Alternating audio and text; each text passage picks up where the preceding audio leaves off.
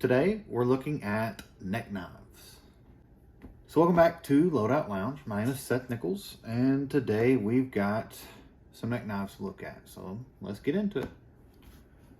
So we have, whenever we start going into this, you'll see that I have more Cold Steel brand knives than I have anything else. Some of them were designed specifically to be a neck knife, and then some were designed just to be a knife that you can alter or put a lanyard on and make it a neck knife. Now, I've not been a fan of neck knives up here until recently, and it makes it to where it's one less thing in my pocket, and it is concealed inside my shirt, and I can still have access to it, and it works very well for me. Now, if you're not the type of person that wants to try neck knives, you don't want to, normally I don't ever have it out unless I'm just around the house. I have it tucked inside my shirt, and that's, for me, that's comfortable, and it's also not visible. So let's start from this side, and we will work our way that way. We have the Esee Izula. So this is the Essie Azula. It's in OD green, and I don't currently have it set up as a neck knife. Although you could, with this loop down here, you could put a lanyard through it or some paracord and tie a knot at the end, and this could be a neck knife. Right now I have the Ulti Clip. I believe it's the 3.0 or something like that, and I pocket carry this a lot of times. But this is probably one of my most carried knives here lately. It is a very small, compact, skeletonized knife. It's very lightweight. It only weighs 1.9 ounces, so it's super light. It does have some jimping on the spine that really give a whole grasp of your thumb. It fits in my hand very well with a medium to large size hand, depending on the day. But the overall length is 6.25 inches. The blade length itself is 2.875 inches, and it says a cutting edge of 2.625. Now I use all of, where I get all my specifications, I get it from Blade HQ. They've been very reliable with their details, and so I really want to have a uniform specification list that tells me everything I need to know.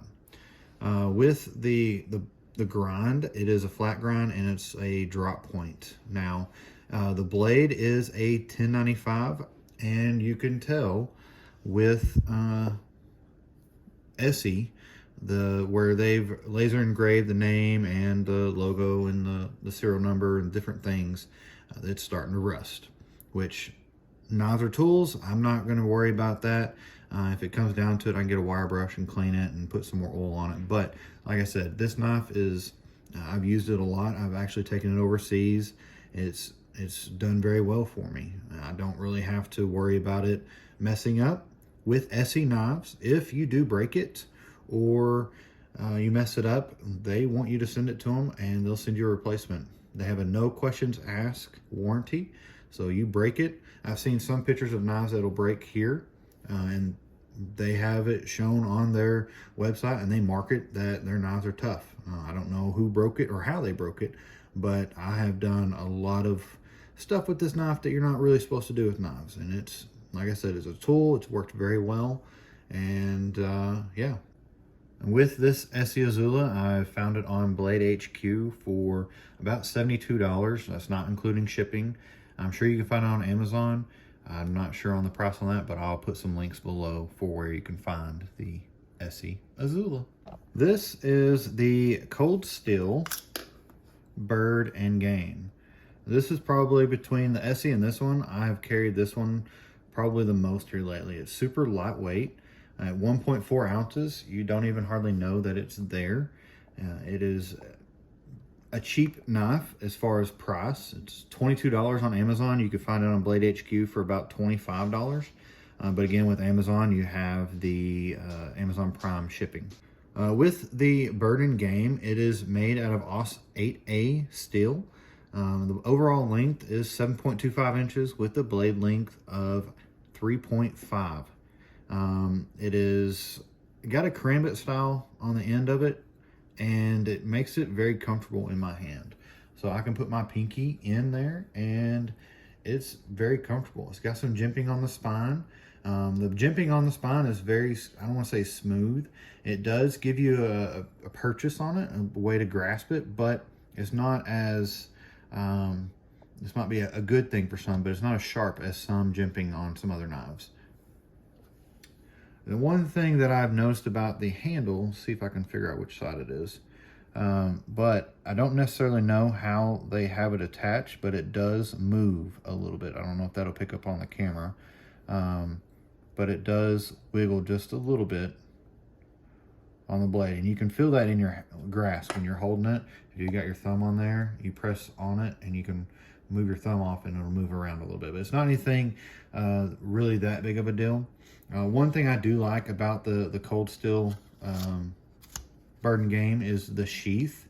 It does have pretty good retention as far as slinging around, and it's not going to fall out as easily. I have noticed that you can still pull it out of the sheath, but what this little bar is sort of like a little locking mechanism. You have to press that out in order for the knife to come out easily. You can still pull it out. I've already done it once, but you can pull it out without pressing that. But that's the design for the sheath. And then I've wound some paracord in it that have some knots so it can loosen up or get tighter. So with this, for 20 bucks, 25 bucks, this is a great stocking stuffer. This is a great birthday present, Christmas present. It's very inexpensive. This says it's made in Japan. On Blade HQ, it says it's made in the country of origin is Taiwan, so there might be different versions, different qualities. But with this knife, it's been a great knife to carry on my neck because it's super lightweight. At that 1.4 ounces, it's probably one of the lightest knives for a neck knife that I have. One knife that I have not carried very often is the Cold Steel, the Spock. This is an older version. They actually have an updated model that I may end up trying. This is basically just a rod of steel that they've sharpened one end. And yeah, the reason why I don't carry this is because of the sheath. The sheath does not keep it in there at all. You can wiggle it around and it'll start wobbling out. And I've dropped it many times. It's fallen out of the sheath that's on my neck. Just over time, walking or whatever, it'll wiggle its way free and it'll fall out. And I've lost it a couple of times. I've only wore it probably half a dozen times, but it's because of that. I've dropped it 2 times while I was walking. I said, I'm not going to carry it anymore. I always say the sheath makes the knife. If you have a crappy sheath, sort of like this, you're not going to want to carry the knife, which is this case in point 1000%. If you have an awesome sheath, it's going to make the knife that much better. But with this knife, this is the older version. There is a newer version you can find on Blade HQ. It's still called the Spock, but the handle is not this wrapped material. It's a polymer style, sort of plasticky, and the sheath looks like it's built a little bit better as far as retention wise. The overall length of this is 7.875 inches. The blade length is 4.125 inches. The thickness, though, it is a fairly thick knife. I think they have to do that since how small it is overall. They had to make it a little bit thicker. But the blade thickness is 0.23 with the blade material being 420. It has a clip point. The blade grind is flat. It's a very sleek knife. The handle length is 3.75 and the material is made out of some type of cordage. And the overall weight is 2.7 ounces. 2.7 ounces. This is made in Taiwan by Cold Steel. Now, I don't know what the quality of Cold Steel knives are going to be since they have been purchased by a different company. I don't necessarily know the quality control is going to be any better or not. Some of the knives that I've had with Cold Steel, I've had them for a very long time and they've been great.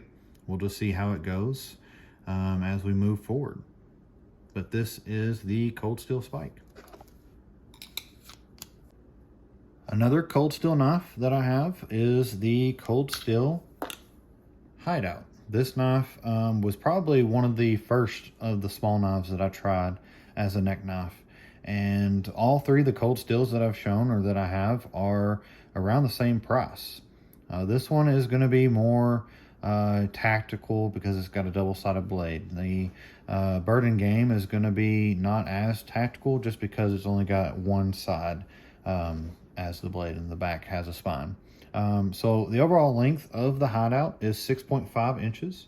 The blade length is 3 inches with a cutting edge of 2.5 inches.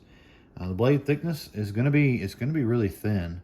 It's 0.12 when it comes to the blade thickness, and it's made out of AUS 8A steel. It has a convex grind, which I kind of like on this knife. The finish is satin, and the handle material is a polymer, basically just a rubberized. Grip is really good, honestly, for this kind of a small knife. It fits in my hand perfectly. The only thing I worry about is ever putting my thumb on the blade. So you really have to make sure you're either holding it here or you just don't ever put your thumb on the blade, because it's going to hurt, because they come really sharp from cold steel. So this is the cold steel Hideout, and the sheath is the Secure-X, just like all the other two were, but this one's not going to come out. It's not going to fly out. It's as far as retention and tightness, it works very well. And the way I have it set up is just a single strand of paracord wrapped through. You could go through the holes. I went through these little slots. That way the paracord would actually fit, because this paracord, I don't remember the exact name of the paracord, but it's got some fire starting threads and different stuff like that inside of it. And so it's kind of a thicker paracord when it comes to the overall size of paracord. Some of them are a lot thinner than this, and they probably fit through these holes. But this paracord, I was having a hard time getting it through there. So with the cold steel Hideout, it's $26, $27 on Blade HQ. All like I said earlier, all three of the cold steel knives are going to be similarly priced. So they're great for if you're not wanting to spend a whole lot of money on a knife and being able to use the knife and not worry about it. Some people, they want a cheap knife that they can just open boxes with and not worry about breaking or messing it up. And cold steel has proven that they have reliable knives, and for $20 to $30, you cannot really beat the price for the quality. Now, if you've watched my $50 Walmart EDC video where I went to Walmart and spent less than $50 on 3 different items, then you know what this knife is. This is the CRKT Minimalist, and it's got the cleaver style, blade style. I actually found this at Walmart, and it was marked on sale for, I think it was like $17 or $18. I just checked on Blade HQ, and it's about $30 on their website right now. This knife, it was a budget build as far as my EDC carry. I do like this knife, honestly. I've honestly thought about sharpening maybe this back a little bit to open boxes a little bit easier. But this will open boxes without actually having to use the blade if you're wanting to cut like the tape or whatever to open up packages and stuff. That's what I was originally thinking this knife was going to be for. I really like the grooved handle to where your fingers can fit in there. It really makes it to where I have a good purchase in there. And then you have the little lanyard at the end to where your pinky can grab a hold, because my pinky hangs off on this blade. I don't normally like knives where my pinky has to hang off. It's just disconcerting to me. It feels like my finger's just off in La La Land, and it just doesn't feel comfortable. But with this knife, it does feel very comfortable. It's got decent jimping on the spine, and it kind of gets a little bit narrower out here towards the end, and when it comes to this point, it gets a little bit thicker. So you can really choke up on it and push your thumb all the way down to the end if you're wanting to do some like fine work with it or something, which originally what I bought this for was just open up packages, and it does that well. I guess the only drawback I have for this knife would be the lanyard at the end of it. You could do all kinds of different things. This is just me nitpicking. But if you have this on and you use the lanyard it comes with, these kind of tend to stick straight out.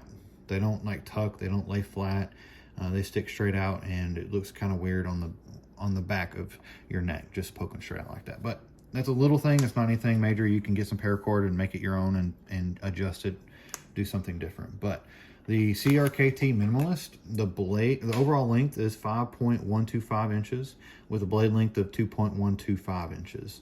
It's made out of stainless steel, and the hardness level is actually 55 to 57, which kind of surprised me a little bit. It's got a bead blast finish, and the handle material is G10. Now this color is green. I don't know if they make any other colors with the cleaver version. They have all kinds of different versions on the blades itself. So there's a bunch of different versions. With the weight though, this is 1.68 ounces. And like I said, I got it for 17, 18 bucks. If you can find one like that for that price at your local Walmart, go ahead and get it. It is worth that much money. It's not, $30 is even worth it. But, for me, I wasn't really ever wanting to get a minimalist until I did the challenge to spend less than 50 bucks.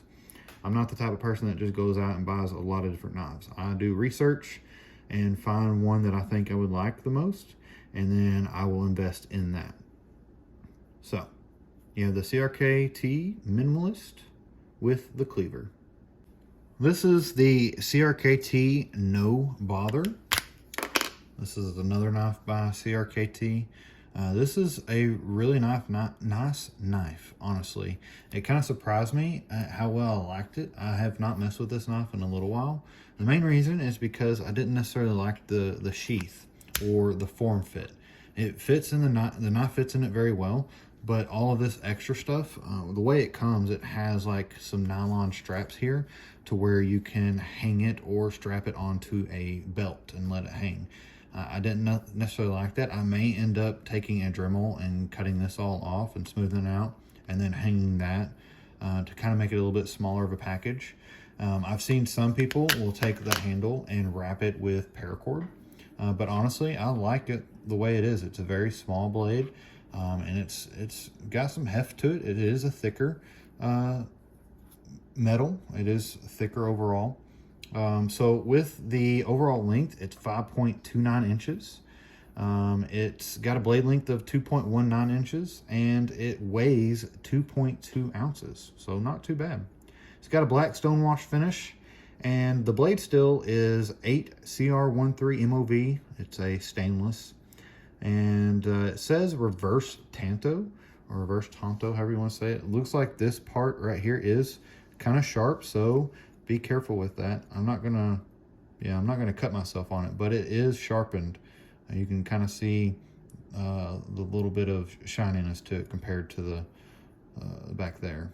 So there is a little bit of a handle. It is made out of ABS polymer. The sheath material is polypropylene, so very durable materials. They're not going to break very easily. The sheath is the only drawback I would say with this knife. Now you can find this knife not on Blade HQ, but you can go to Midway USA and it's $26.99 on there. I'm sure you can find it in other different places. I just found it the cheapest at Midway USA. The CRKT No Bother. This is just a knife I'm going to throw in. This is an option if you have one of these or if you're able to find one and pick one up. It is discontinued, but this is the Boker Plus MA-2. It is a fixed blade. It's actually advertised as a fixed blade neck knife. This knife is about $32, what it was listed at on Blade HQ, but it, like I said, it says discontinued, and you're not going to be able to find it very easily unless you check eBay or somebody's trying to sell it. I don't know if this was a very popular knife. I thought it was going to be a great small EDC knife. It is a decent knife, but it doesn't fit my hand. So if you have a smaller hand or something like that, it may fit you better. But this knife, overall length is 5.125 inches. The blade length is 2.625 inches with a thickness of 0.15. The blade material is 440 with a drop point style blade, and it's got a chisel grind. So this whole side over here is completely flat.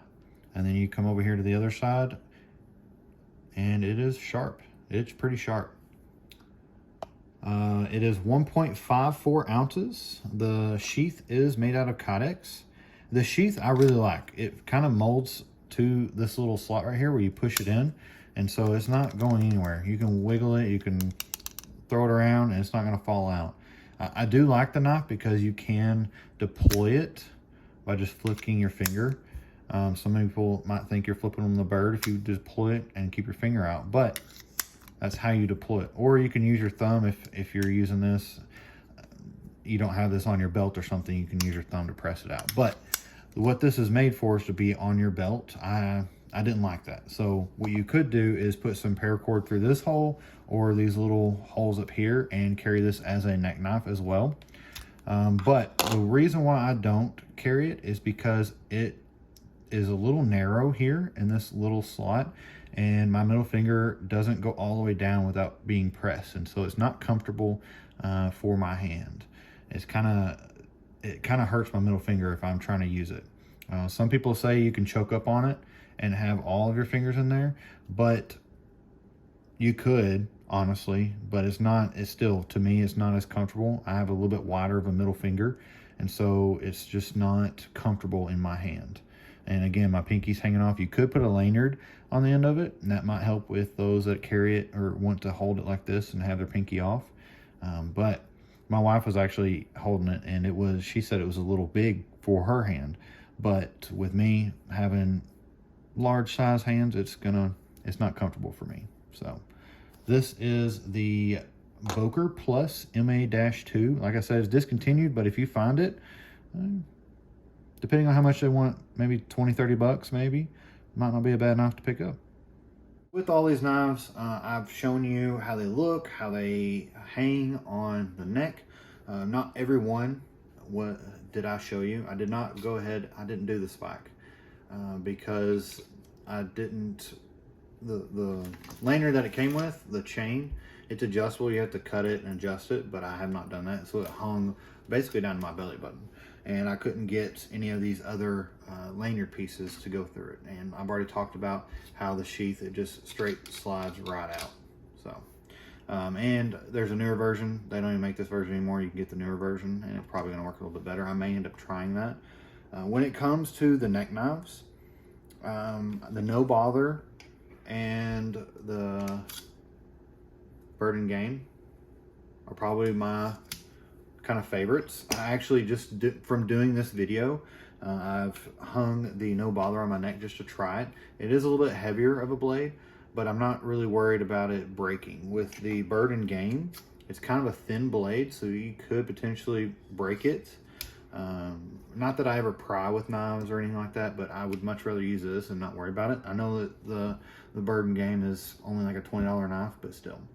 The other knife I did not show was the Esee Izula, and it's because I already have the ulti-clip on there. I have it set up the way I like it, and I carry it that way, and I don't want to mess anything up. I don't want to mess with perfection when it comes to a pocket knife with a fixed blade.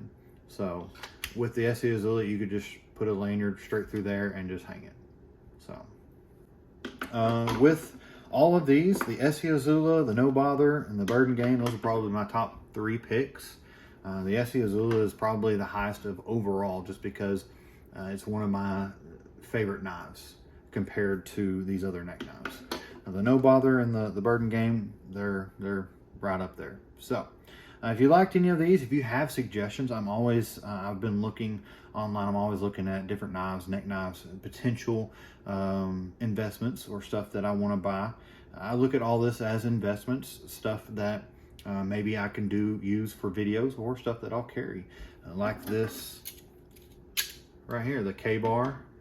I've carried this a lot, and it was because I bought a new sheath. If you've not seen the video on this, go check it out. The K-bar TDI, I think this is the United States Space Force edition. I carry this almost as much as any other knife that I've been carrying here lately. When it comes to knives, when it comes to just EDC, I have a lot of stuff that I use and that I think is interesting. So if you think this is interesting, make sure to just let me know in the comments. If there's a knife or something, even a flashlight or something that you want me to check out, let me know. All right. Make sure and like and subscribe, and we'll catch y'all on the next one.